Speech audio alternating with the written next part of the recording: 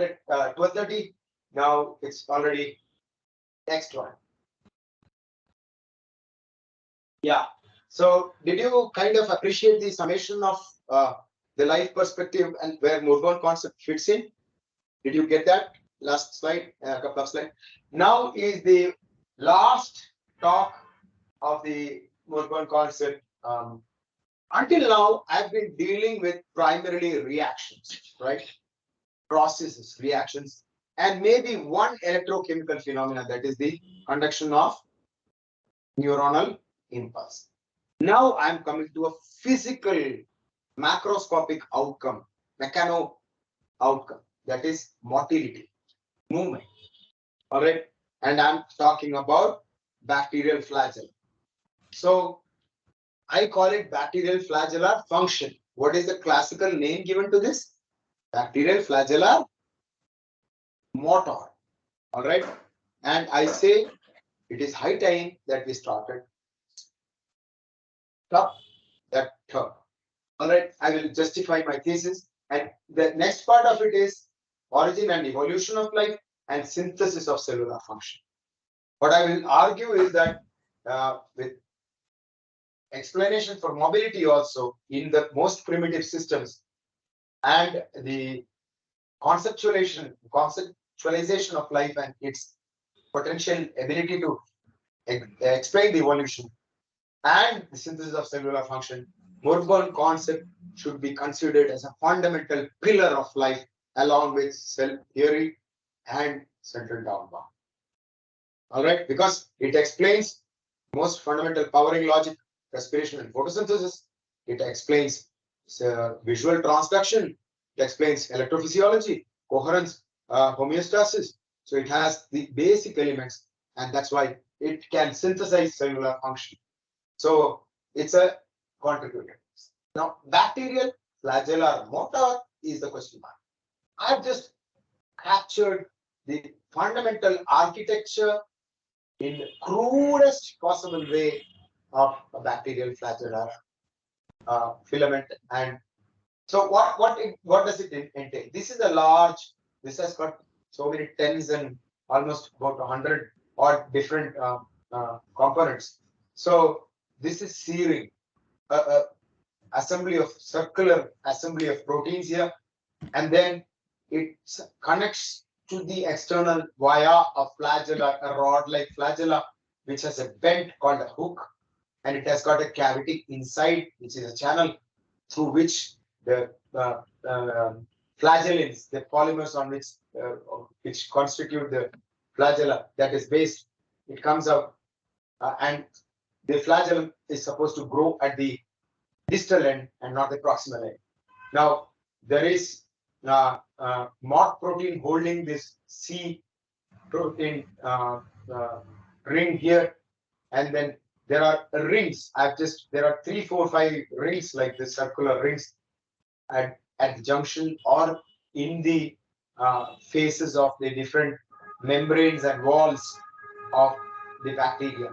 Depending upon what kind of gram-negative, gram-positive bacteria, you might have many layers there. So the classical theory states, the perception states that from the periplasm, the protons that are pumped by the Michelin ideas, protons that are pumped into the periplasm, they come via the mock proteins and rotate the serine. So, and these MSLP rings are ringed assemblies or bushes that serve in rotation and clear, tight, interactive phase between this filament and the junction. So these are the basic components of the bacterial flagella model. Now, my Murburn model immediately doesn't consider it like that. The model that it's something like a chemical engine or a rocket, wherein you have an oxidation process going on here, and then it generates gases in high pressure expulsion, and that helps it move it like that. So similarly, I say in the bacteria get propelled forward not because of a rotary motion here, but because of an ejection of fluid, water, and all that through the base, and this flagellum serves as a stabilizing fluid rotor kind of a function. What is it? Rudder kind of function. Rudder, not rotor. Rotor, if it is rotor, it's the same. So this is the the difference.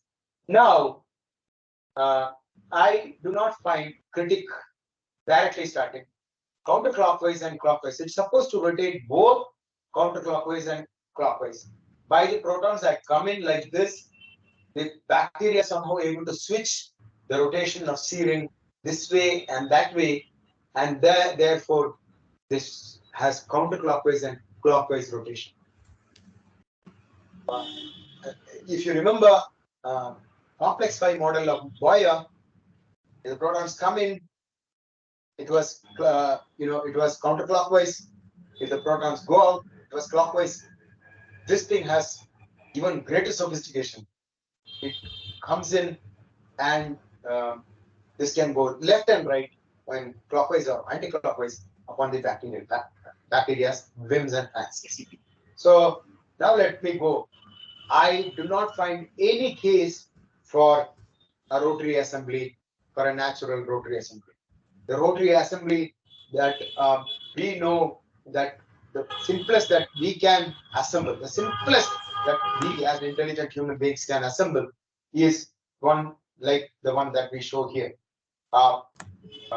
Here, the basically a powering mechanism and electromagnetic placing with a wire that has to be held like this with minimum friction. Then perhaps it can rotate. So what here is the complex 5 of mitochondria, the GPCR transducing type of molecule here, complex 5 here, and this is the mammoth size of the bacterial flagellum, basal assembly, the basal module. And what do the advocates, Howard Berg, the man who advocated the biggest guy in this field, he died last year, Harvard professor, he says that earlier this was the primary model, the rotor, the C ring. Then they showed, Zhao et al. In 1990s, they showed that you mutate, and when the proton comes in through this, you mutate all the protonable residues except some one amino acid. The activity is not lost. So, but then they said that only one amino acid on this was required for the motility. So they changed 2-3 years back. They changed this as the primary rotor to this. Now this thing is so small compared to this. Here, if you keep, this is something like that. It's much smaller. It's a small stub-like thing. And now it clearly looks like, in structural consideration, it looks like something that holds the C protein in place with respect to the membrane. It's like something like that spinning. It's a structural component. It's not a very mobile or anything, if you have a look at it. But what they say is, for counterclockwise and clockwise rotation, you see the articulation, how it changes. The mechanical assembly of the protein is supposed to change completely inside the articulation. You try to imagine, now when anybody gives you a mechanism of any protein in a biological system, you should try to imagine how it works in real life. If it can have any possibility of function. Because what does this entail? When this thing rotates like this, all these 7 phases that it goes through, it should be absolutely impervious to all, even protons, everything. And it should still continue to rotate. Did you get that? I mean, how do we accept it, and how do we get it in the rotors and all that we make magnetic? Because we have some principles which does not need that mechanical connection. So they say that this is the rod, this is the C ring, This is the thing that actually moves. Earlier, this one was the primary mover. Now, this is supposed to move, and this small thing is supposed to, all that is supposed to move, and there are many like that. They are supposed to all work in unison, beautiful and all. You know what? If you Google bacterial flagellar motor in YouTube, the first evidence that creation science people use is the bacterial flagellar motor, because they correctly argue if this is functioning the way it is supposed to be, it cannot have evolved. It has to be intelligently designed, because none of these proteins have any other role than component serving as a component. There is no scope for evolution.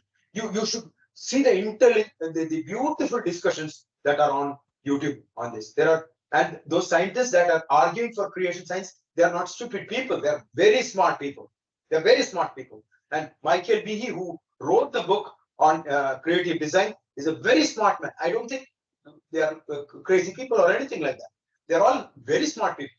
The argument is very clear. If such a small bacterium at the very origin of life, even this kind of a thing is there in even archaea. The bacteria, the archaic bacteria, their flagella are called archaea.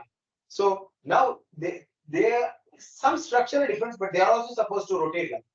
So you see the articulation, the explanation for counterclockwise and clockwise rotation for this.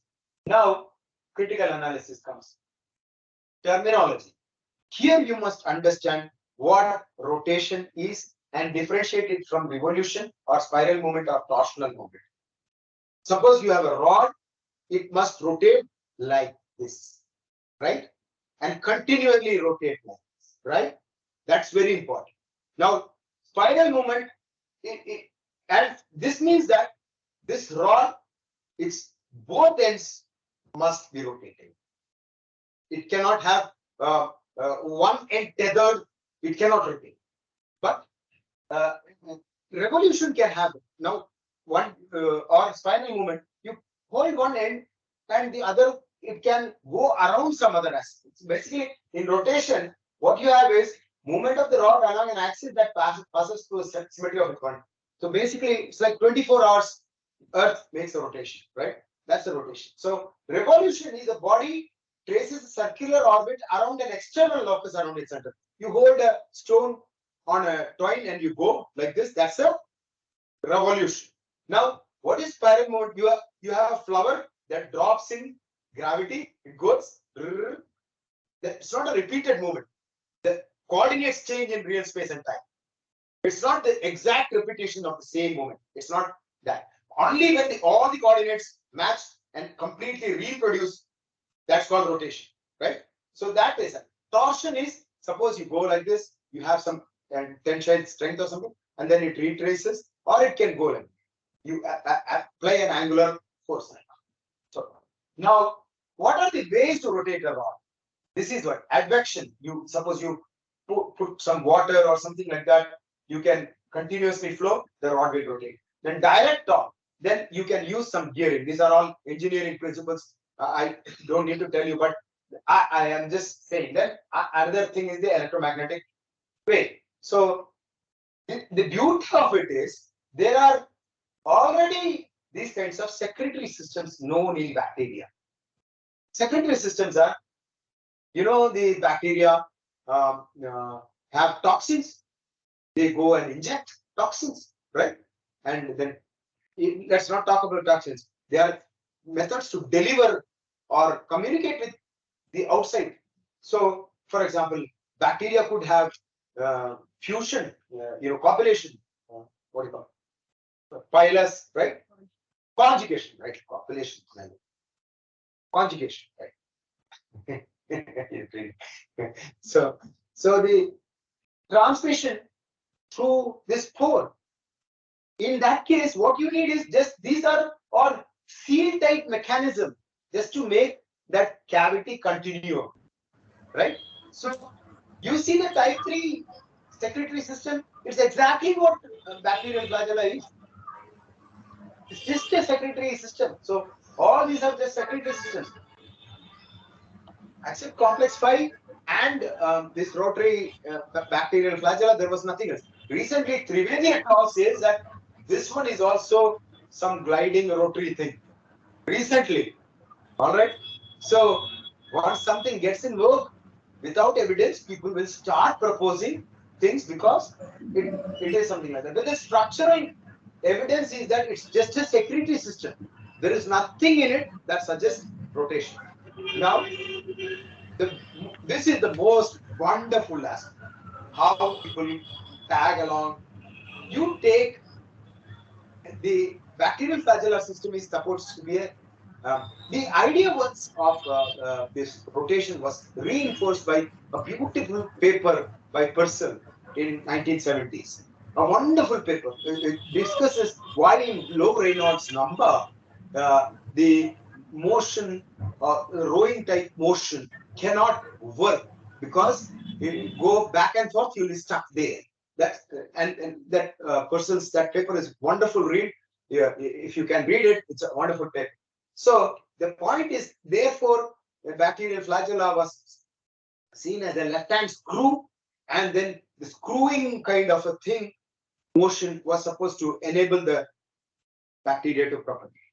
But then, in that case, you would imagine the structure to have all the bacterial flagella should be like spiral screws, but that they are not. The most important thing is literature from the very beginning, 1970s, said that bacterial flagella are left-hand screws, and that when they rotate counterclockwise, they propel the bacteria forward. You take a left-hand screw and see if that is possible. It is impossible. It is impossible.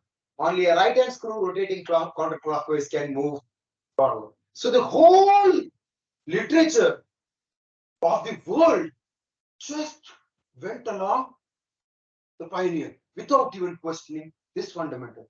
This bald man in his 50s had to come around in 2023 to challenge this. Can you imagine that? Why did that scenario result in the scientific world? Why did that scenario result? And that is a very, very precarious situation for mankind. I'm appalled at this. It should not happen like this. That is why I said in the starting talk, I said, before you set out, if somebody says, there's a saying in Malayalam, Kala Pettu, don't take your rope and start running to catch the Kala is an ox. Ox gave birth. Don't think that you can make that ox. All right? You just think a bit before you go to try to make an ox, right? It doesn't work. So this is a fundamental criteria that can put all established things into disrepute. All right. And next, of course, the powering logic. Now, this is really a small bacterium's real cell and outside. You know what? It has only 4 free protons. And it has to manage all the power it can get with this power. And no amount of goodwill or wishful thinking can change this perspective. It is quite another thing to find protons for catalysis. Grott's effect can give catalysis. All right, because catalysis doesn't require proton to be consumed. It just requires water to dissociate and to reassociate. So basically, proton was there or not there.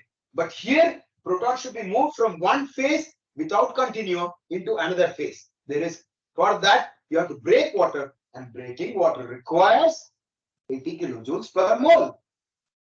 That is a very, very, very, very high.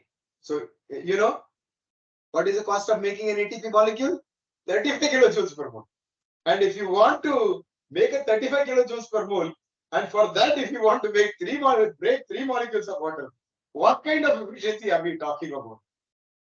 Did you understand the horrible nature of Michelian proposal? So here is the Michelian proposal. Now, you can question this in so many ways. You have bacteria floating around in alkaline pH, pH 12, pH 12.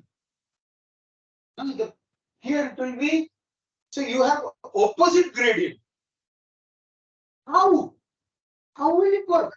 So now the idea is disregarding whether whatever you have, this is a realistic depiction, counterclockwise or clockwise with the same kind of proton inside or outside. I don't know how it works. Let's say so. The PMF harvesting is like that, and then very importantly, uncoupling. We come to a very important concept called uncoupling, because in 1970s, this whole bacterial flagellar motor research, so-called motor research, got completely derailed or detoured. It took a detour.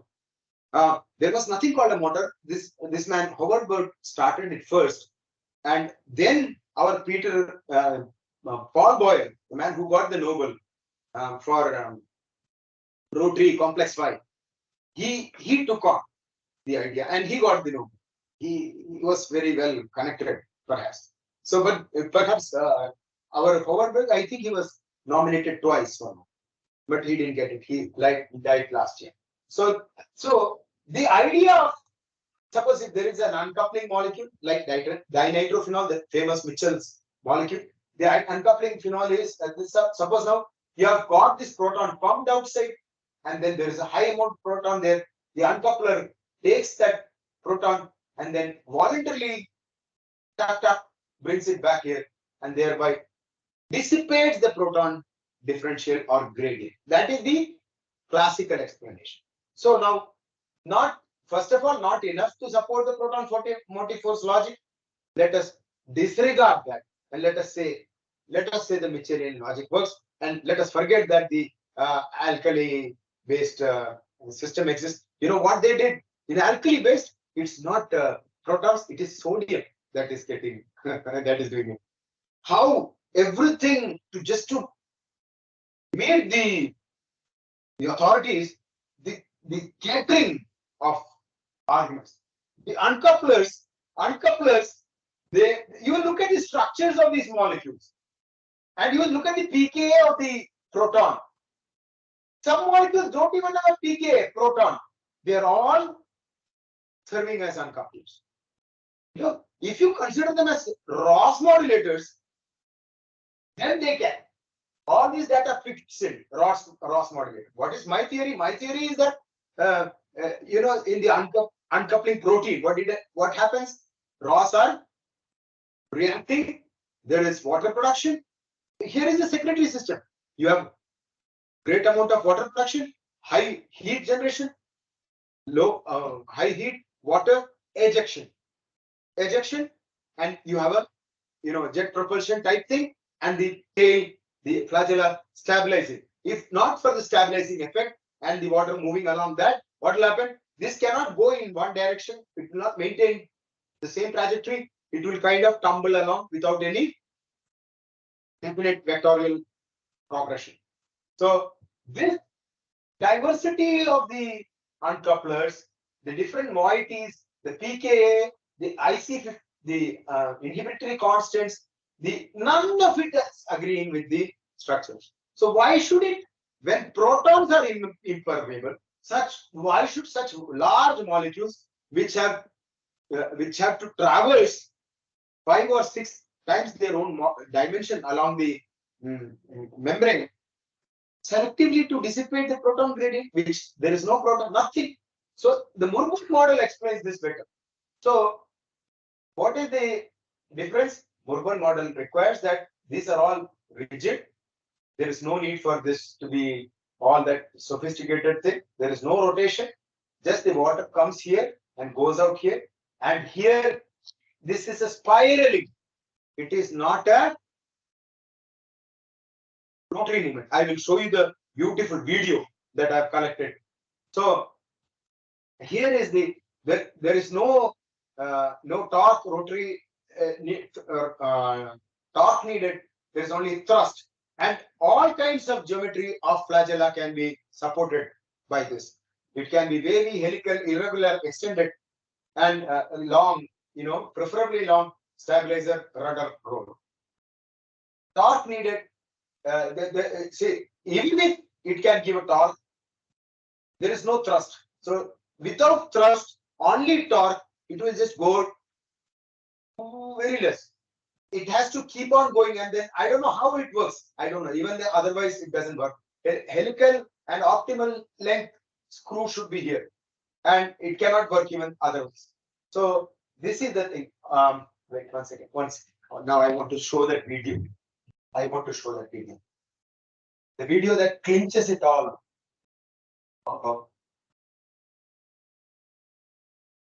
Yeah. Can I play it?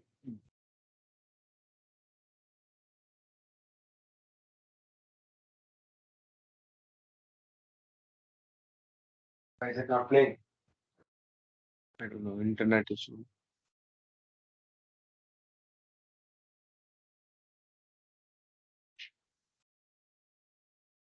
You know what they did, Ali et al. In 2016 or 17? They made. I'm not, I don't even know what it is. Oh, you are playing them. Oh, sorry. Sorry. Your system is different.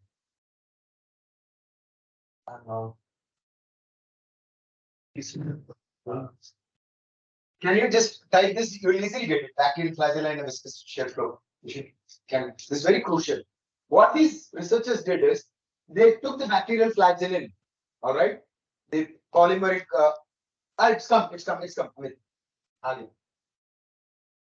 The sound, I don't care for the sound. Read it. It's very easy to follow.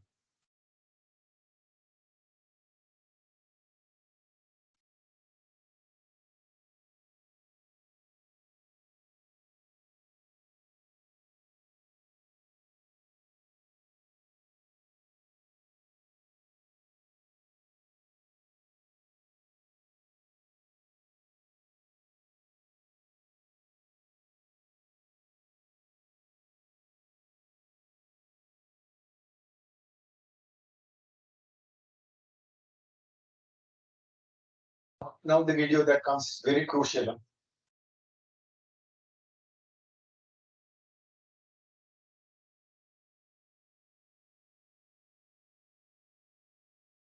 See the next video. Oh, it's so beautiful.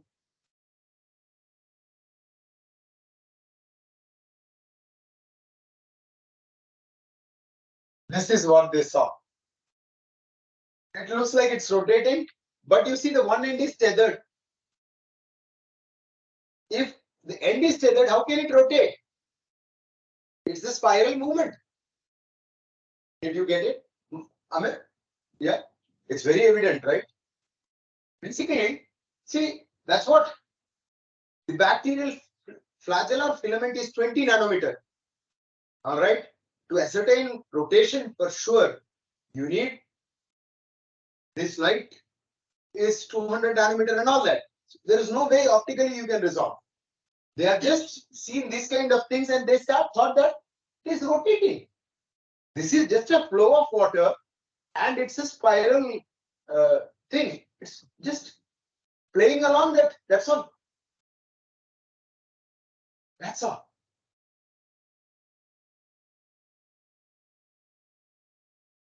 That's all.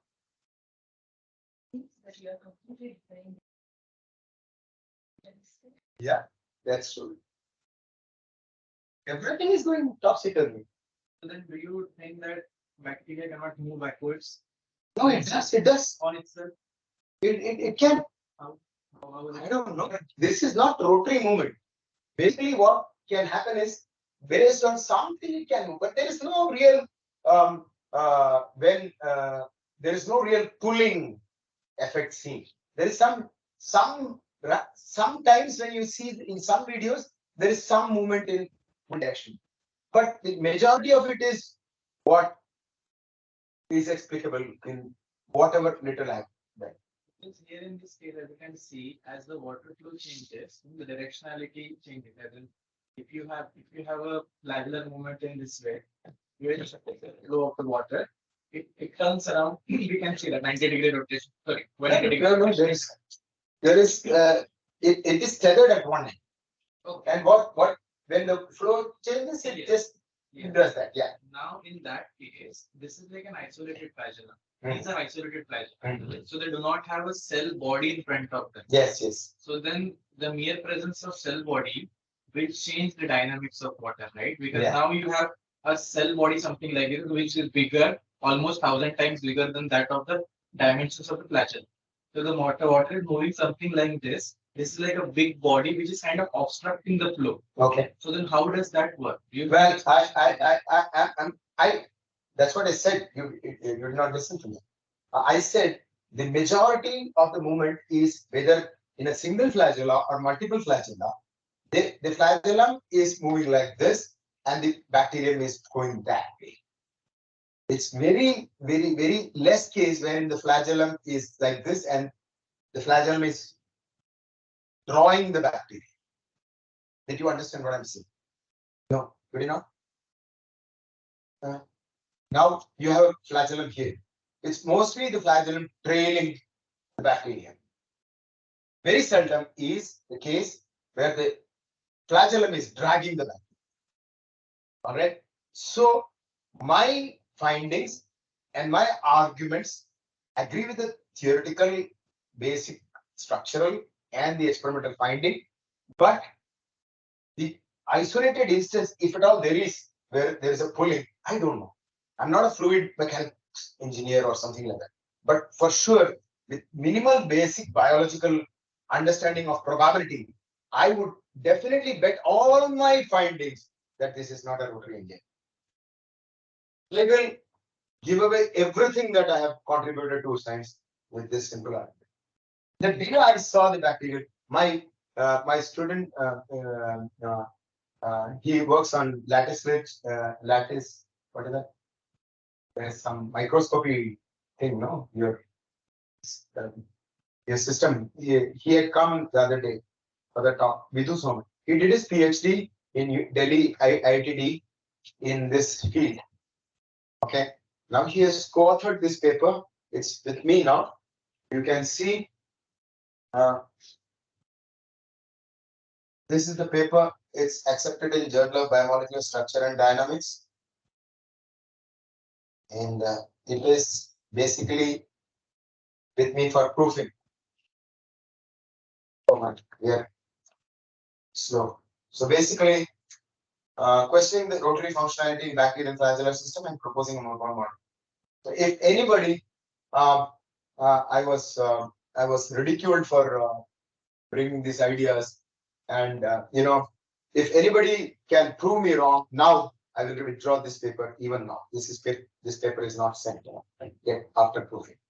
I am telling you that I don't find any rationale till now existing. I have discredited every single rationale for the rotary movement of bacteria. For me, it's very evident. The day I saw it, I knew that it cannot. This is what I started off with. 4 elephants from Kerala going there. It doesn't buy. How can it change? The thing which I want to know is that what do you think? How does a bacteria move with the help of flagella? A simple model. How? Flow, outside flow. No. Get it? Oh, that's right. Sorry.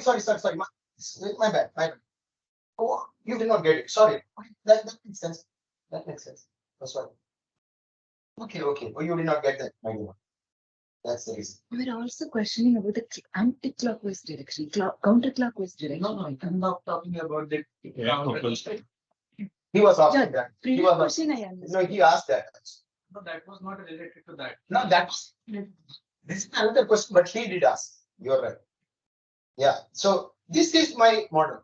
You see, there is water expulsion here. From inside the cell. Yeah.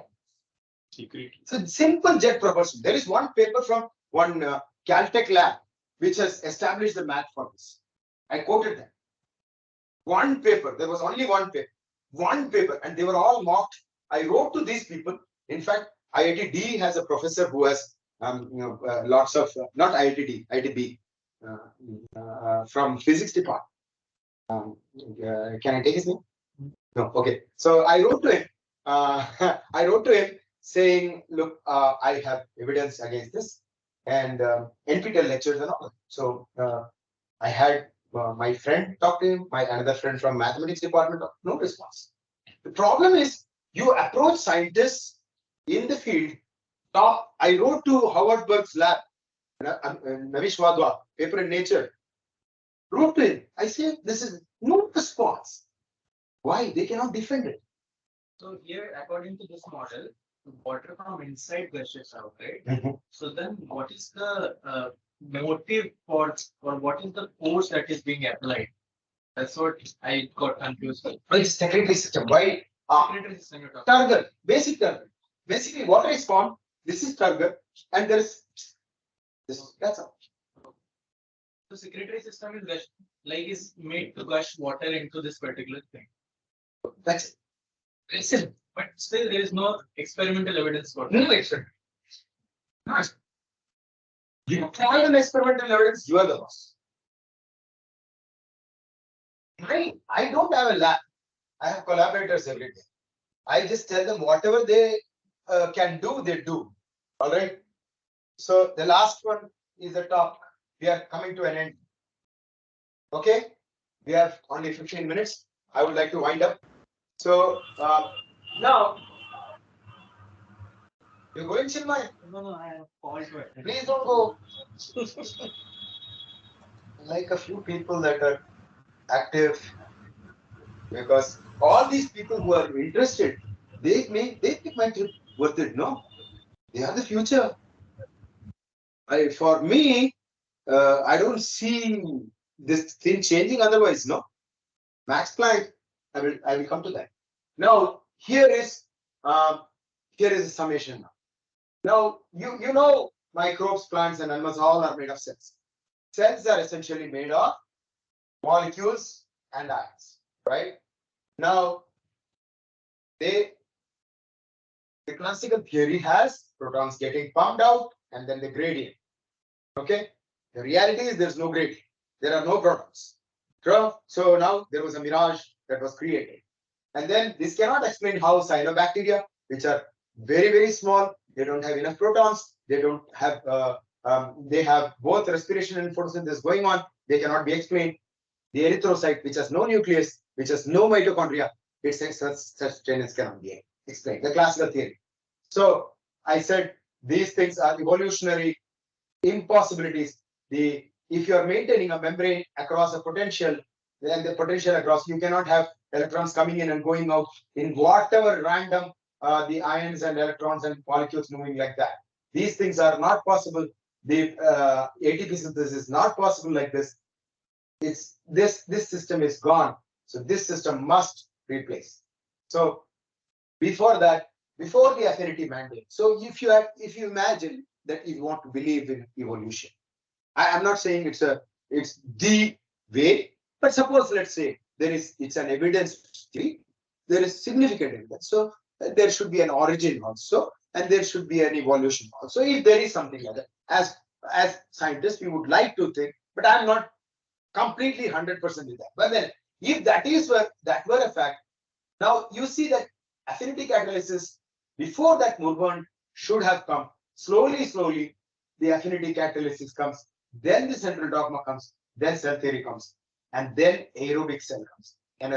First anaerobic. All these transitions can be effectively built from building blocks with the known operating principles that we know as of now from chaos to a deterministic order, including the Murburn model. So basically, that requires also a change in perception from the classical view that cell is just a dilute mixture of solvents. It is not. It has water and ions and macromolecules arranged in different levels of organization. This development and proven fact of science has not been incorporated into our textbooks. Why? If that were to be incorporated in the textbooks, all that you've been learning from so many decades back, they will have to be discarded. And that's so sad. What I'm asking for is, you people are our future. What we need is a realistic portrayal, not just one model, Textbooks can have 2-3 models. What's wrong in it? What's wrong in it? If this model has this benefit, that model has this benefit. Why close the students' mindset? Because one set of people should get the grants. This is sad. This is really sad. And I'm very upset when I think about it. So many good scientists have not been recognized. They died a very unrecognized death. It's so sad. It's so sad. So now, what is the Murburn model? Murburn model it requires effective charge separation and it involves diffusible reactive species. But I'm talking about oxygen involving system here. Even from anaerobic system to the oxygen involving system, the transition can only be explained by Murburn model. So not only by, is better explained by Murburn. So I should be a better scientist. I should not be close-minded like that. So that's the way. So you see, when you have reactants like this, you CH4 plus 2 CO2, you have got product like this, CO2 plus 2H2. Since water is also the solvent, what will happen? You have more number of reactants, less number of products, so water will be increasing the volume, but then the turgor will be high, but then the water will move out. So you have a naturally homeostatic system. It's a simple thermodynamic, simple physical logic. It's a very, very simple logic. Heat, turgor, all that you can, when you have these things, Ross produced, you have Ross reactions giving heat also. So the transient movement of the electrons along these intermediates give the electrical activity, and they also connect different aspects of it. It's kind of electrifying the cell, giving that, and that's why you get the cell working as a simple thing without genetic, without overt intelligence. We have a simplest chemical engine model, a physical model of a cell. That is what Murburn concept is. So I have shown mosaics in all the different aspects of the cell, particularly in mitochondria, chloroplast, cyanobacteria, and the lipid enladen stacks. What is the role of that lipid stacks? They just minimize free water. They enhance oxygen-centered radicals stability. That's all. Very simple logic. Anybody can verify it. So what is the fundamental mechanism of Murburn concept? It is involving ROS or diffusible reactive species mediated catalysis. Once again, electron transfer also is like that, and proteomics and metaboloproteomics also involve these kind of schemes.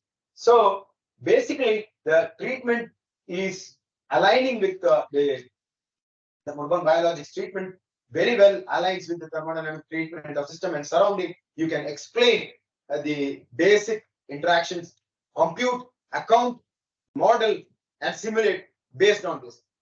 If you take ion pumping, all that, you have seen that it falls, it fails thermodynamically. You cannot explain because there is no way that theory can be developed to account for the laws of physics that we know.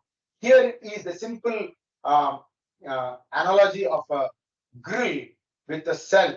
Basically, the ATP or other processes can be equated to cooked food. See, carbon dioxide, smoke, steam, water, cell wall, lid, oxygen is used in both. Firewood, nutrients, flame is used to cook. So DRS is used to make something like pressure, turgor. Here is the biggest difference. The earlier model considered transmembrane potential as the major driving force. How does it make bonds? How does it do things? There is no explanation even now. But now with the Murburn model, simple reactive oxygen species, they bridge, they make chemically viable reaction. Only thing that you have to break is your own aesthetic barriers, stigmatic barriers, perception barriers. So with that, I say that Murburn concept is a fundamental pillar of life. It enables catalysis, and co-observation is a physical nature of life. And co-observation, my colleague is a big advocate, Lauren Jakin, and he's a very good scientist. If Lauren is listening, my tribute to you for holding on to this idea. That cells are co-observates and not just water solutions. So that explains chemical powering, coherence, thermogenesis, homeostasis, mobility, electromechanics. The most fundamental, simple, from a very basic level, you can build it. And so I come to the preaching part of my talk. This is something that I like to do because you are starting out as scientists. Now, it's not really preaching. We should not lose this fundamental pursuit. Now, in science, what can you do? In science, you can disprove. You cannot prove, right? Now, if suppose I propose a hypothesis. Hypothesis is that an ant describes a circular path, a particular ant, X. Now, if to verify that hypothesis, what should I do? I should take the coordinates of that ant at random time intervals. Now, I took, say, 10 time point intervals. I plot it, and I try to fit it into the equation of a circle. 2 pi r is the circumference. All right. I try to fit it, and if all the points, if they fit, will I say I would have proved it? No. These points fit the hypothesis. What if there was a point like this that falls out of this circle's paradigm? What if there was something like this, but there was a significant time that the ant spent going around outside the circle? What if the ant spent more time in these places, but you took points only here and drew the circle? What if there is no continuum? It is completely a different thing. So in science, you can only disprove. You cannot prove. Proof is a business of mathematicians. All right. So I'm not having a problem with it. As far as I'm concerned, I am a critical thinker. I've shown significant aspects of what is taught and acclaimed in modern cellular biological paradigms have serious flaws. Some are outrightly untenable. Right? So, and also there is one thing you want to see. Suppose you are doing you are a biologist, you are doing a Michaelis-Menten plot. You get some plots. You know how many equations can fit in experimentally? How many sources of that formula, mathematical conceptualization, just because some model fits an experimental data, it doesn't mean that the theory or conceptualization is right. If you saw the neuronal, the GHK model, Tamagawa model also is exactly the same, starting from absorption, from ion pumping to ion absorption, same physical field you get. So the point is, our phenomenon can be approached with multiple perspectives.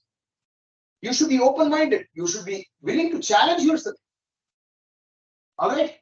You should not fall prey for descriptions of reality in the beautiful way that Escher has drawn here. Waterfall. Can you see what is wrong in this picture? Can you see? It's a perpetual waterfall. This is what Mitchellian chemiosmosis is. All right. So, Murburn concept, a status appraisal. I started this when I was but still I consider myself not this bad, but still. All right. So, the wealth is there. Wealth means rich dividends that we can benefit younger generations and the coming generations, aging, diabetes, cancer, all that can be addressed. So the Kuhnian cycle, paradigm shift, normal science, this is the thing that happens, So Michael Polanyi said, the process of philosophical and scientific enlightenment has shaken the stability of beliefs held explicitly as articles of faith. Karl Popper said, scientific advancement fundamentally rests on the practice of empirical falsification. Max Planck, a new scientific truth, does not triumph by convincing its opponents, but rather because a new generation grows up that's familiar with it. And here, my recent paper in Journal of Cellular Physiology, it starts with Carl Sagan's quote. What is Carl Sagan saying? In science, it often happens that scientists say, you know what, that's a pretty good, really good argument. My position is mistaken. This thing happens, but then rarely. That's what Carl Sagan says. And then St. Georgi also. So the point is, many scientists have addressed this aspect of when people are at, odds with the accepted wisdom. They say consensus, nowadays consensus has become the norm. But you see, the chemiosmosis and Paul Boyer's theories were opposed by how many individual scientists? I put, I tribute to the cynics. You remember that slide? I put that slide. You remember? There were individuals who did not buy. Hanso nahi, Simho ke nahi lede, Hanso ke nahi path, Lalo ki nahi boriya, Sadhu na chale, Jamaat. People who think in their own boots, you got the meaning of what I said now? You don't find swans in groups. You don't find lions in line, and you don't find gems in bags. And critical-minded people, you don't have them going by the consensus. So, Paul audience, that's what I was about to read. Senghor beautifully point that the classical setup that of society that we have encourages bit by bit progression. That is good. That is not bad. But then that bit by bit progression should also address and acknowledge if the big time paradigm shift comes in, how many billions of lives, how many, all the works that you do, how much money it can save, how many lives it can save. COVID, billions of people were affected. Do they know what oxygen does in life? We didn't publish this. 2017. So, zeitgeist. You know what zeitgeist is? Zeitgeist is the spirit of the time. Zeitgeist is science advances by negation, society is served by correction. The continuum and applicability of known principles of science should be respected. For this, several textbook descriptions and acclaimed ideas: electron transport chain, proton motive force, chemiosmosis, ion pumping, rotary ATP synthesis, flagellar rotation, etc. must be jettisoned. That is my claim. As people otherwise at least question from yourself. I'm not saying this is my claim. You know Newton's law, right? First law. Things continue to be in state of rest or of uniform motion unless and until an external force acts on it. And that external force, they do not identify with the mainstream pursuit of continuing with something that is demonstrated as falsified. I do not believe in. I do not believe in teaching my future generations something like that. So that's the passion that I hold. So the criteria of thermodynamics, kinetics, structure function correlations, probability, evolutionary considerations from vitally deterministic perceptions. All right, that's very important. So till now, Murburn concept features in books, 2 books at least. This is George Charlecoff's Principles of Cell Biology, and Lauren Jakin, I mentioned. Yes, mentioned 1 full chapter of Murburn concept. All right, and it has featured in, at least I showed you in the bacterial flagella, biomedical reviews. This year's this is the Bulgarian Society of Cell Biology's annual publication. So in 2017, until 2017, it had PubMed listing, and after they published my paper, it went down. So this is Progress in Biophysics and Molecular Biology, 2021 December, 22 December, 20. Yeah, whatever. It got the cover page credits. All right, of this Murburn model of respiration. So I could present. No, I'm so grateful. I'm so grateful. I mean it. I would cry. I'm that grateful. I'm so grateful to Sharad and to Amit and to Professor Venkatesh. It takes a lot of guts, lots of spirits to encourage somebody like me. Okay. So, and I also, there's one person here you can't see. I don't want you to see. Please do not misuse IIT Bombay name to peddle such funny claims like rotating flagella illusion. This is something that I have to deal with it, and I will deal with it. Okay. If people who come like that around, I get more. I work against opposition. Yeah. But then wonderful people. I cannot express enough gratitude to the wonderful people that supported me. And and I also want to put to your attention this wonderful Calvin and Hobbes. How many of you read Calvin and Hobbes? Oh, you should all read Calvin and Hobbes. I tell you, Calvin and Hobbes, you should read. That guy is ultimate. You see what he says? Let's go exploring. Science, Anvesha. That's what it does. You go search, look for it. Don't go into the crypts that people have put you in. I mean, they also work. I'm not saying that. What am I saying? What am I saying? What am I saying? Go with an open mind. Go with an open mind. If you have doubts, have the guts to explore the doubts. All right. These are my students, Surjit, Daniel, Abhinav, and Vivian. And these are my collaborators, Nikolai Biden, 85-year-old Indian Academy of Sciences Thermodynamics professor, Guru, and Lauren Jacob. These are much, much smarter people than I am. All right. But this is Yang Yubu, photosynthesis. This is that neuronal work, electrophysiology. So these are my collaborators. And with that, 1:30, correct, I have finished. Now I want to get your feedback. The last few minutes, I want you to tell me. I also want to interact with the audience. Please, Amit, just thank you so much. I was about to lose it. I gained it in the acknowledgement when I came to Amit and Sharad. I was about to lose it. Okay. There's a question online by Aswati. Okay. How would this concept be used to explain non-motile bacteria, wherein similar metabolic activities like in motile are not powering movement?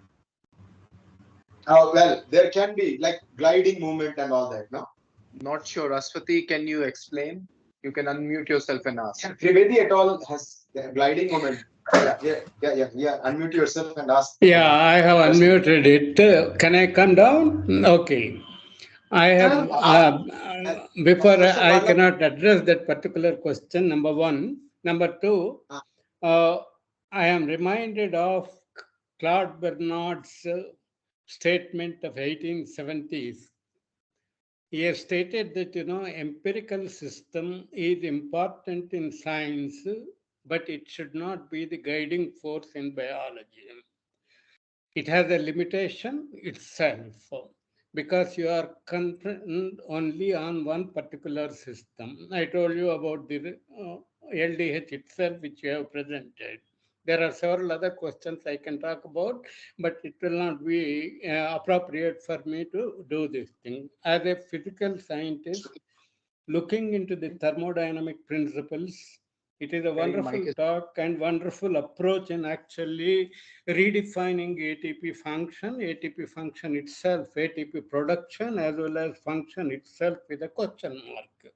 It is only a transitory molecule that is produced differently at different stages of this thing. As I said, mRNA, glyceraldehyde. Did you get 1 second, Professor Vadlakonda? Just 1 second. Just 1 second. May I interrupt? Did you get what he said now? All the focus we people make on ATP, that is not needed. That's what he says. And why can't we encourage something? For myself, I have put a theory that explains ATP production. But I am willing to encourage something like that. Yes, please go ahead, Professor Vadlakonda. Yeah, there are a few papers for the benefit of audience also. I would like to actually tell them. There are few papers. One is by Brooks, who has introduced the concept of actually lactate shuttle somewhere in 1960, and very recent paper, 2021 paper, gives a wonderful idea, wonderful actually data on the role of lactate shuttles inside this thing, both in neuronal systems and also in respiratory systems, etc. I can give you the PMID 335-66350. 335-66350. Another paper, another question is the entire story of actually lactic acid, glycolytic lactic acid came into picture with 1922 Nobel Prize to this thing. In his Nobel lecture, even Meyerhoff was doubtful about actually the second stage of lactic acid. One of the reasons is they have not identified citrate synthesis. Citrate synthesis was identified by Lippmann somewhere around 1950s. 1950s. ATP citrate lyase, as I told you, is both Hill and also Meyerhoff identified two phases of lactic acid production, but they were confused. Even Lunsgaard, who have contested this particular lactic acid model, also got confused by this second stage of lactic acid production. Arabically, lactic acid is produced not by pyruvate, it is produced from the citrate hydrolyzed pyruvate. Please look into that thing. ATP citrate lyase, you need to examine that thing. Second important thing which we need to understand is Arthur Brock, who won the Nobel Prize in 1920, he was very categorical in actually the role of capillary systems. Although he did not get into a hemoglobin system, that was actually the missing link in that particular, but he has definitely shown a better approach actually for oxidative metabolism and then regenerative metabolism in that thing. In addition to that thing, please read the Nobel lecture of Hans von Euler on carboxylations and also the Harden's book on alcoholic production in 2014, where actually he has given the difference between what is called anaerobic system and also carboxylations activating aerobic systems in that thing. That needs to be actually looked into this thing. Otherwise, if you are working only on single enzyme and single pattern, mathematics can do a lot of juggleries. Thank you. Thank you so much. Thank you so much. Any other? Ashwati's, yeah. See, I don't know how I can answer that. There are some movements in non-flagella containing bacteria also, and one of the ways it was supposed to be explained. If anybody wants to interact with me, you can share my email ID with them. gmail.com. You can type your email in the chat here. I will display it. So type your email. Okay. Ashwati is asking this question since microbes are known to inhabit various alternative hosts, plants besides animal hosts. Okay. So ability of non-motile microbes to colonize such hosts without causing any visible symptoms. Okay. So without flagella, they can still have some motility. That's the question, right? Yeah, that's the whole paper of Trivedi et al. They said this is the flagella, the type 9 secretory system. This one, they said that this can give some kind of a gliding movement. Gliding movement, in the sense that in bacteria on its own can glide a little bit here and there, not directional movement like that. So I don't see how basically even spirochetes, spirochetes, they have spirally this one, and they have a flagella inside. What is that? Endoflagella. They have got, please check. Have you checked hair follicle systems also have lactate systems? Please check it. It was in Nature Cell Biology in 2017. Hair follicle, lactic acid, lactate dehydrogenase, and lactic acid production, lactic acid role in hair follicle development. Okay, sir. One thing, sir. Yeah. Sir, we have to continue discussion here. This workshop is ending, sir. Please, we have to. There are other participants. We have to keep them.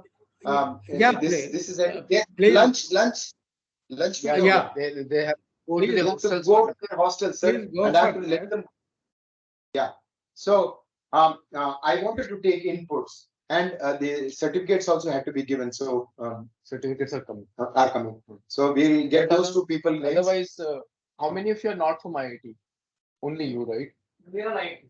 So you can always pick it up from me. I'll have it ready. Anvesha, are you from IIT? No, she's. Kharagpur. Alright, So good. I have invited her for lunch. Okay, good. Nice. That's nice. Good. Thank you. That's good. Nice. IIT people, local people. No, she has to go to some.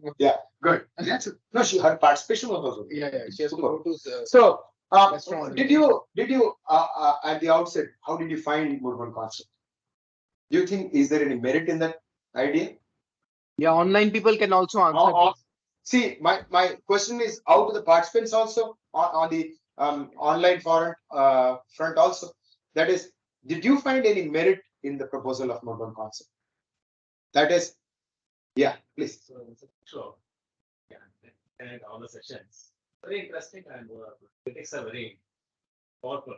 Yeah. So theoretically, yes, you are very strong and as you keep telling, yes, we have to disprove it. Proving might take time on some particular area and assuming some sophisticated instruments. And I'm actually a teacher. So I do teach microbiology. All right. But Okay. So Yeah. where are you from? they must have Bangalore. Bangalore. So how come when we asked, I thought you were a student. I'm so very PhD. Oh, Professor Venkatesh. Okay. teach all this pleasure now. Okay. So you were not upset, right? When no. Why? Because most of the people, when I present like this, they're damn upset with me. Because whatever they have taught, whatever they have learned, I challenge everything, and overnight their reality comes crashing down. And so what happens is, you have seen it, right, Amit? You have seen it. People get so offended. They call me the most unimaginable names. Yeah, 2 days back I was called stupid.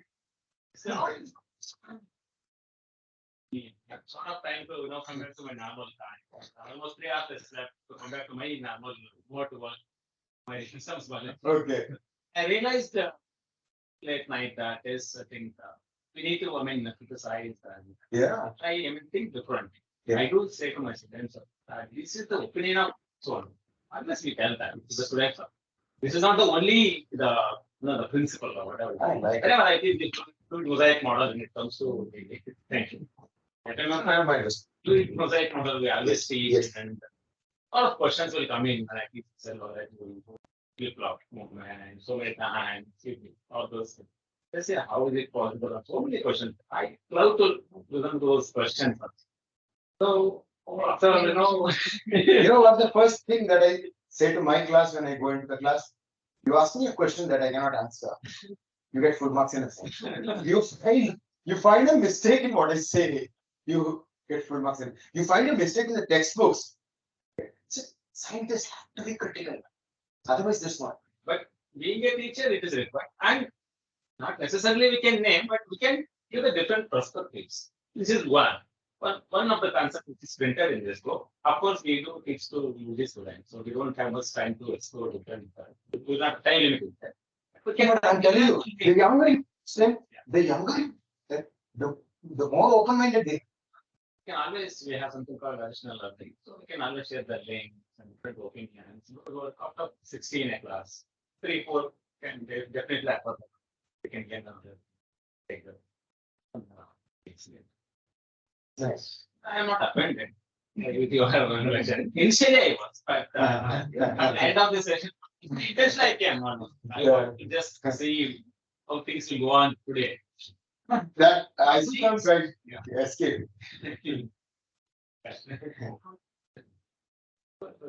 Yeah. Now, see, how many of you would know? You know what happened in my journey? There was a bunch of physicists who challenged the biologist perspective. Okay, they were called association next. Lauren Jakin, all those people, Hiroshi Tamagawa. Am I being recorded? Yeah. Yeah, good. So that's nice because it should be open. Yeah, people should know. Those people were not at all recognized. Their voice were not being heard. And then the problem is there was a very good scientist called Gilbert May. Raymond Damadian, the man who made magnetic resonance imaging, MRI, he took care of this man because this man was critiquing the standard paradigm of cell biology, left, right, and center. And he was a very good experimental physiologist. And somehow I told you that the Freeman Cope and Ian Glenn Tussell. Glenn was the classical British scientist, and Freeman Cope was a free-thinking person who he lost it out. And these people together, they just bottle at the opposition. Why? What is wrong? If this kind of observation is explained by this school of thought. This kind of observation is explained by that school of thought. Why can't this be in the textbook? This is the only thing. Why should only be one version when that one version has clearly limitations? That is something that we have to do for the advancement of science. But I do not believe that those theories that have been disproved should have any rule. I don't give this chemiosmosis, proton multifolds and all. No. The John Walker, Nobel laureate, I'm going on record. So I wrote to him, Professor Walker, I have debunked the Mitchellian theory. He said, you have debunked nothing. Then I wrote, please tell me, sir, that there are no protons in the mitochondria. How can you explain this? No response. No, nobody can respond. Nobody can respond. It's a question even a 12th standard student can ask. Even a 12th. See, the point is, first time I'm going now high on myself. I realize because Sharad warned me about it. No, but then when I went to this Washington State University, I looked at the thing. The more number of things have to come together. It's a very simple idea. The more number of things have to come together in a tuck kind of a manner, the least probability of that to happen. That is a fundamental aspect of truth. My trust is called Satyam Jetu. My house is called Satyam Jetu. My email is called Satyam Jetu. I've learned to appreciate truth. I've tried to train myself. So one of the simple things that as a scientist that you would look for in your life is when you see an explanation, how does it fit into the crucible of probability? That fundamental thing one has to start inculcating. That's why I said, the elephant example and all that. Basically, all that one-to-one correlation is not enough. You have to fit the criteria of thermodynamics. You have to fit the criteria of kinetics. You have to fit the criteria of mechanics, structure, distribution, probability, evolution. All that has to fit it. Only if it fits everything, then even then tomorrow one person might find one data point that might require you all to throw it all to dustbin. That's with the Einstein Newton, right? Newton had perfectly fine theory. And even now, Newton's is not thrown or anywhere.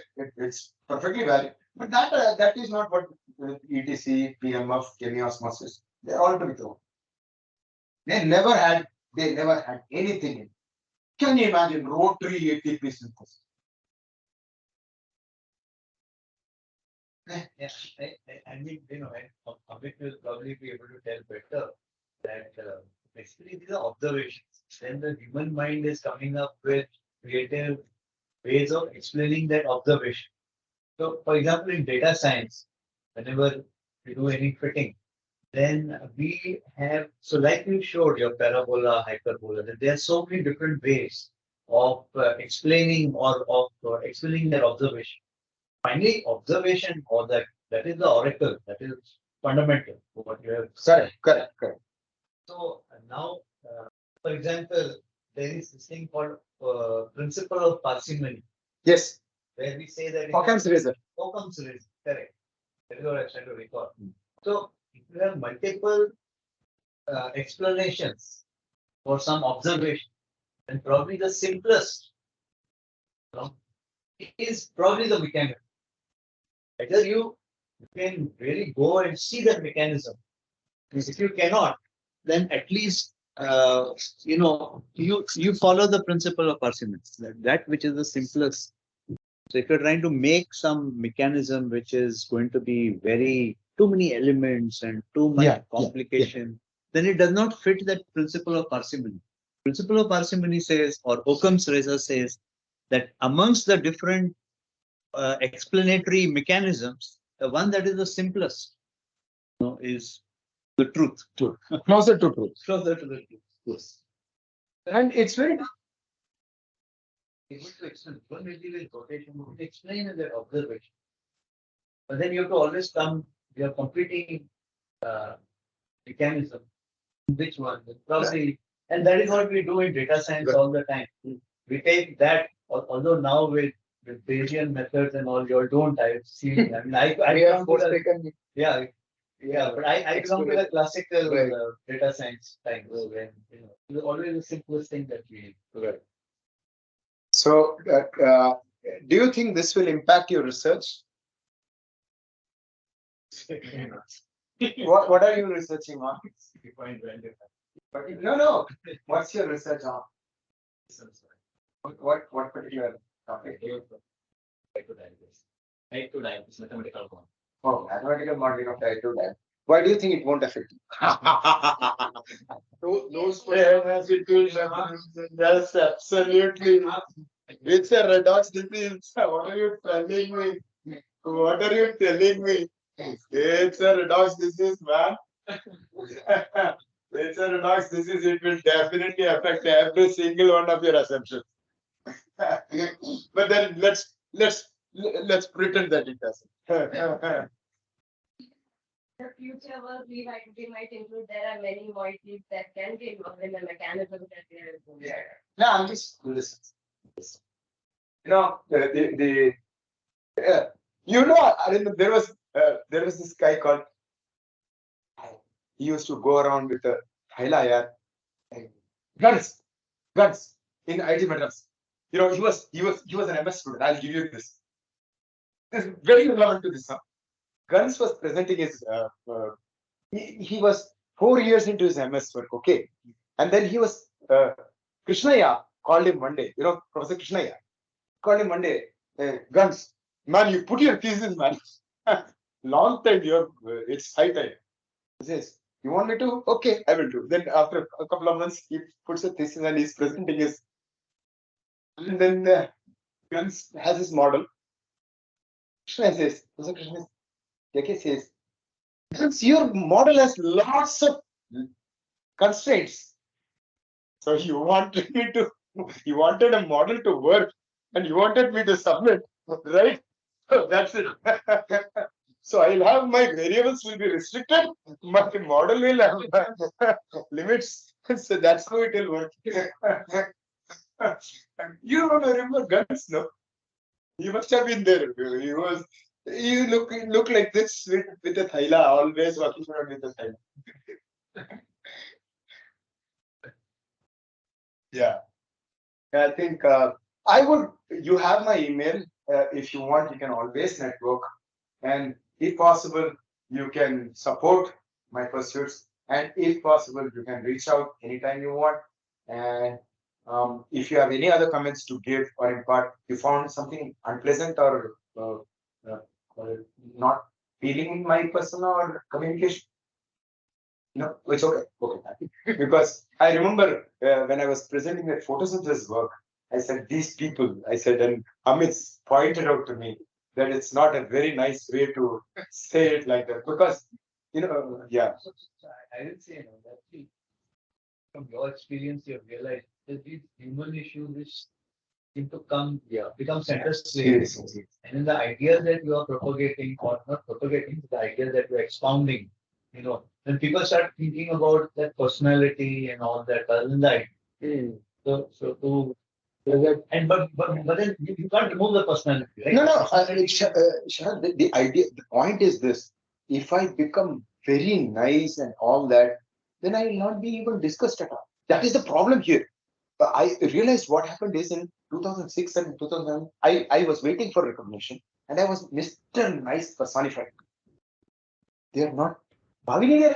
They don't mind you. And then when I become nasty, how many there?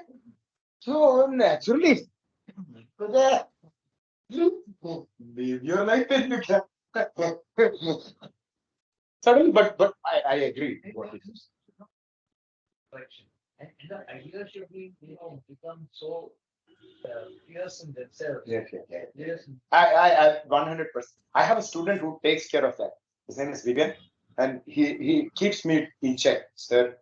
I show him my response to reviewers and all that. Sometimes I go mad, cranky when I get a response from a reviewer saying that I should weigh that ideas left, right, center, top, bottom. Ye karo, wo karo, ye karo, wo karo, wo karo. And man, yeah, you want the Rome to be built in a day? Huh? So I sometimes when I respond, I always okay. It's always have nice to have moderation. Yeah. So I think there are 18 people online. Oh, really? Can you ask them if they want to ask anything? Yeah, yeah. Online, does anyone want to ask any questions or give any comments? Yeah, my advice is put your biology properly. Unless you actually understand the biology properly, the complexity of any single molecule, it can be interpreted in different way by different people in different methods also. But basically, the biology is a complex process involving multiple cells in determining the actually phenotype. One simple example I give you is we are not in a position to actually develop proper therapies for COVID, malaria, and also your tuberculosis. But polio, we had successful story, but even that success is limited when you go to Afghanistan, where endemic area is there. Because of the cold climate, it is not successful. One of the main reasons why malaria, we can have a good example is trophozoites and merozoites differ in their antigens, and then trophozoites entering into the red blood cells, they will not allow actually the vaccine development in that particular state. Same is the case in case of tuberculosis. Same is the case where respiratory system is attacked by trophozoites or some are differentiated cells. We will not be in a position to develop actually this thing. There's a lot of research going on antigens of merozoites and also trophozoites. I hope something tangible comes and we will be in a position to actually at least put a molecule on merozoite and then develop actually anti-malarial vaccines, etc. Unless you have understanding of this complexity, concentrating on simple molecule and single molecule, it is okay in terms of what is called biochemical determination. There could be difference of opinion as well, but it has a limited value, as Bernard has stated. And this, please put your all those people who are trying to look into this thing. I am questioning several Nobel laureates' work in this. All those people who are interested in actually progressing much, concentrate on what is called basic biology, and that basic biology needs to be addressed properly. Don't go purely by what is called the conventional models of mitochondria and also your Warburg effect. They are the two stupid things which have actually destroyed 100 years of science, according to my opinion. I am writing nearly 200 years of history. It is taking a lot of time. Maybe in a month or so, I'll be in a position to actually come out with actually a model in that particular form. Hopefully, those who are interested in this particular area, please understand the basic biology. Even if you read actually plus two level biology also, try to understand actually the present model and then the contradictions that exist in these models. I have already given you some of the questions, some of the references. Please look into those things and then come out with a proper biological this thing, physical chemistry and also is important, but we require actually more informed science in every aspect of this particular science. Thank you very much. Thanks for. Thank you. Thank you, Dr. Murali, for giving me this opportunity. Sorry, I couldn't join you yesterday because of the health problem, but I enjoyed your talk today. There could be a difference of opinion on those things, but as you say that, there should be an open mind to accept different ideas also. But basically, try to concentrate on biology aspect of it. Thank you. Thank you. Oh, thank our speaker, Dr. Kelath Murali Manoj, and all the participants in person and online for the successful completion of this workshop. And I hope that we will start questioning these existing paradigms wherever they cannot explain reality, and not just in this field, but also in other fields. Thank you, everyone. Thank you. Thank you, online participants. Thank you so much. Thank you. We are closing. Thank you so much. Yeah, We are closing. thank you. Thank you so much.